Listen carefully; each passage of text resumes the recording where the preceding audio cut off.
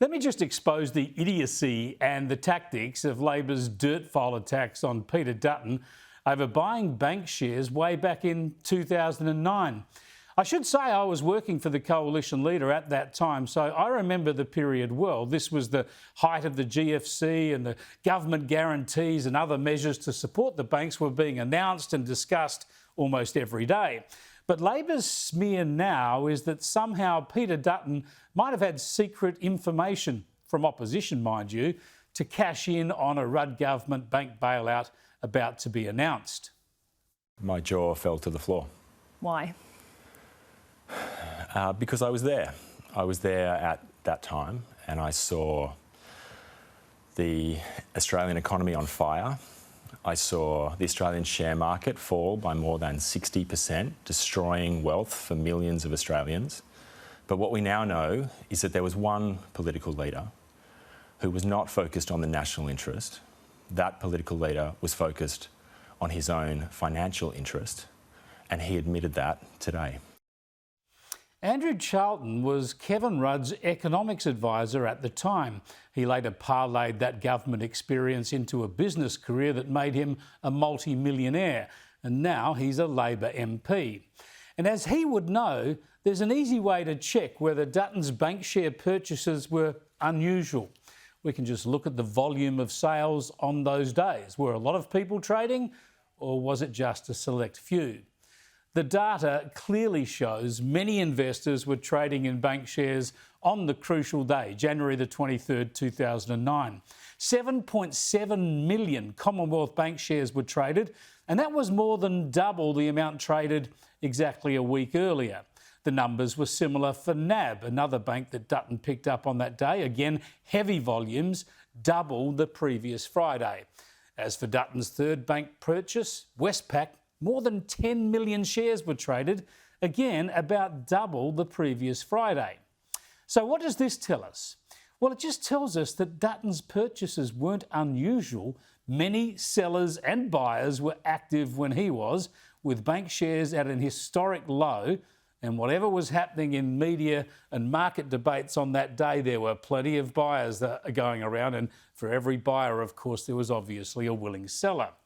And there was a fundamental economic point that Charlton and the ABC missed last night as Charlton hammed up his faux outrage. And when I saw that somebody had been trading Australian bank shares during a banking crisis, as I said to you, I was shocked. Really?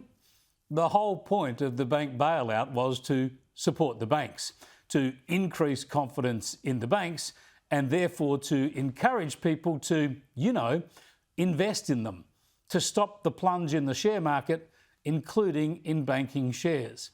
In other words, by investing in bank shares on that day, Dutton and other Australians were doing exactly what the Rudd government wanted them to do. In fact, they were doing exactly what the Rudd government's policies were designed to encourage.